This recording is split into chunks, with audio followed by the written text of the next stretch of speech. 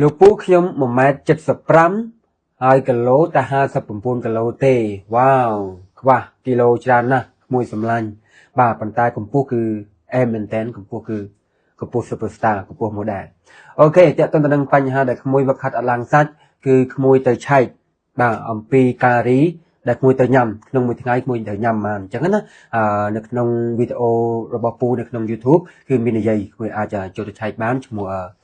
B Strongman Official មួយអាចចូលទៅពិនិត្យបានបាទពូធ្លាប់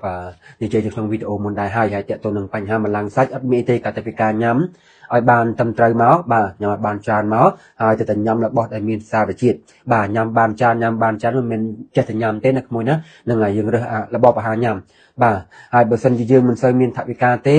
បាទអាហារសាមញ្ញពូយើងអត់សូវមានថវិកាអត់មានអីកាពីទ្រូងមន់អត់មានអីកាតែពីពងមន់បាទអត់មានអីកាតែពីបន្លែ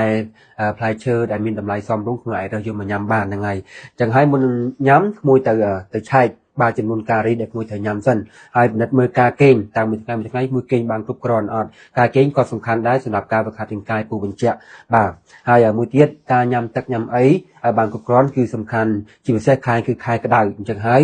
តែបាទរក្សាជាតិទឹកនៅក្នុងខ្លួនឲ្យបានគ្រប់ពេលវេលាមួយទឹកឲ្យបានច្រើនដងញ៉ាំទឹកឲ្យបានច្រើនលីត្របើជាទូទៅយើងញ៉ាំ1លីត្រឬក៏2លីត្រទេបាទរដូវខែក្តៅគួរតែញ៉ាំឲ្យបាន2លីត្រកន្លះទៅ3លីត្រឬក៏ទៅ4លីត្របើសិនជា